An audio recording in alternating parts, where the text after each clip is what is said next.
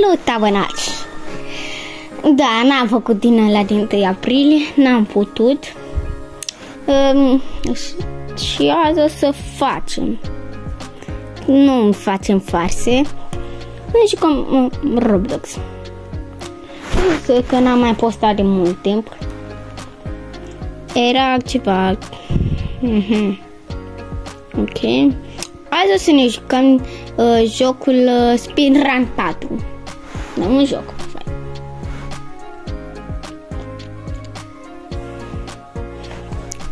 Așa. La 30 de abonați o să postez un nou video. Nu chiar când facem ziua aia 30 de abonați, după ziua aia. Că nu pot. Dacă facem azi, postez următorul video mâine. Și ce multe videouri postez în vacanță. Nu, cred că în excursie. În excursie, săptămâna verde. Dacă e la voi e săptămâna verde, scrieți în comentarii. Ok, sărăm. Eu am mai jucat jocul ăsta mult. Înainte, eu mă jucam înainte, când aveam prima dată contul de Roblox. De acum 4 ani contul meu de Roblox. Odată credeam că mi pierd. Era ceva cu resetarea parolei, că era cineva, era un om. Credea că și-a pierdut un cont. Cândva vă arată domnișoara sau nu știu cine și să vorbesc cu mine cândva. Îi scriu eu să rezolvăm. Dacă are prin Gmail e bine sau cu un număr de telefon și el e bine. Dacă sunt amândoi e extra bine. Putem rezolva să aibă contul înapoi. Nu-i hackuit. Dacă aveți ceva când ești de logat de pe cont și vă logați iar, vă apare ceva, o casetă albă, o să vă apare sau un casetă unde apăsați ok și vă arată o casetă mare cu security. Că scrieți acolo Gmail-ul vostru, dacă sau număr de telefon dacă aveți. Și la urmă va vine ceva pe e-mail sau pe număr de telefon dacă aveți. Și acolo vă arată reset password. Trebuie să știți foarte bine parola voastră veche. Puneți parola voastră veche, parola veche. Și apăsați pe link de la Roblox, trebuie să fie Roblox, nu știu ce era, nu mai știu, și vă bagă la reset password. Acolo vă scrieți parola veche și parola nouă. Parola nouă o să știți. Tu nu poți ști ăsta. Puneți parola nouă și la urmă încă o dată parola nouă. Deci la charging password, nu știu. Nu mai știu că e de acum un an, 2. Și la urmă gata. Și la urmă puneți când vă logați pe Roblox, vă puneți username-ul ăla vostru și parola nouă, că parola veche nu mai e disponibil. Și la urmă vă merge. Așa am făcut eu cu o verușoară care o cheamă Andreea.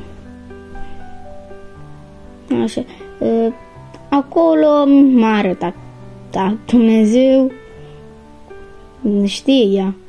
Multe. Acum știu și eu să resetez parole și din astea, că înainte eram mic. Cred că 8 ani aveam. Eu acum am 10. Sau 9 ani, nu mai știu, dar nu eram așa de sostificat de nu pot să trec asta. Nu știam să fac din astea, nu știam să știe. Înainte, vă zic tot, eu din astea short time, nu sky time, nu știu ce se zice, că cum era. Înainte mă delogam și mă conectam cu... Aveam, cred că, 20 de conturi, nu știu, nu mai știu parola la ele, unele mai știu. Și acolo le făceam eu. Le intram pe ele, eram astea, nu știam ce făceam, parola nu știam, telefonul știa parola. După ce am resetat perul, nu mai știa telefonul, n-am mai făcut, da, și o știu eu. Asta e, eu am nu ne mai jucăm jocul ăsta. Am resetat-o, am pus din astea și mi-am... Ok, am făcut așa, eu nu știam. La urmă, de 2 ori am resetat-o. Că prima dată era un puncte parole. Și la urmă am schimbat-o. Și am mers. A 2 ori că mi-a intrat unul pe contul meu, instant mi-am schimbat parola. Ok, cine? Cred că verișoara mi-a intrat pe contul meu. Dacă te uiți tu la dacă te uiți dar nu știu de ce nu merge asta cu... Am un grup. Dacă facem aici 10 urmăritori, 10 urmăritori, postez o haină. O haină aici, nu știu, cred o haină, încă n-am din astea.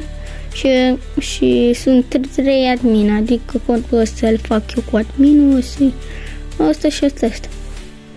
Voi vă bag aici. Ok. Ce mai zic? Vedeți aici că pe YouTube că e din 2022. Eu m-am apucat anul trecut, de un an. Da, de un an. Eu nu știu cum l-am creat contul ăsta. Aproape fac 3000 de jumate de 3000 de... Mulțumesc.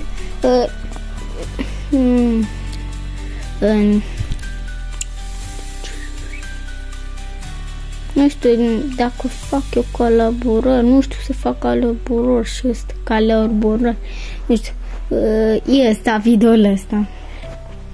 Ăsta, episodul 3, ok, 25 de dolari. Ce, mă, am făcut, deci, 1000 de vizionări. Nu știu ce costă, dar hai să vedem la posta dacă ați scris.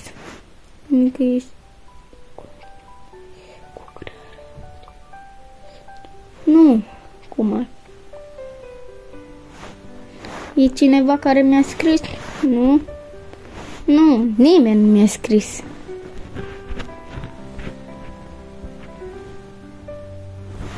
Da, am pus ăsta. Pe ce? 5. Am mâncat hârtie. Trebuie să-l pun aici. Cel mai vizionat a fost ăsta. Bun abonat. Încearcă să nu râzi. Și ăsta. E un short. Te punem cu subtitrările. Mi-a trimis mama acolo unde subtitrările. Aici noi vorbim. Ok, și short încă nu să nu râzi, bravo. Bravo, bă, ce e asta? Ignor. Încearcă să facem o leacă să batem o leacă Minecraft, dar nu chiar arrivate Minecraft, dar omorâm așa.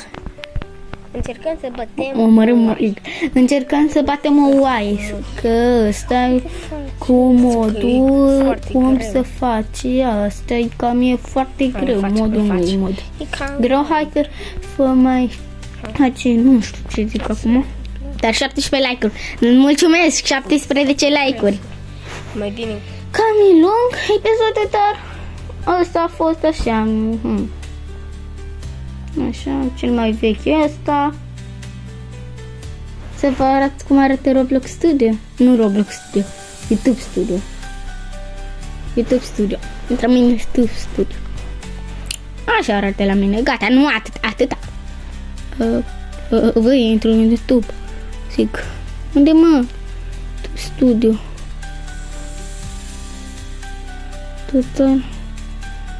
Atâta.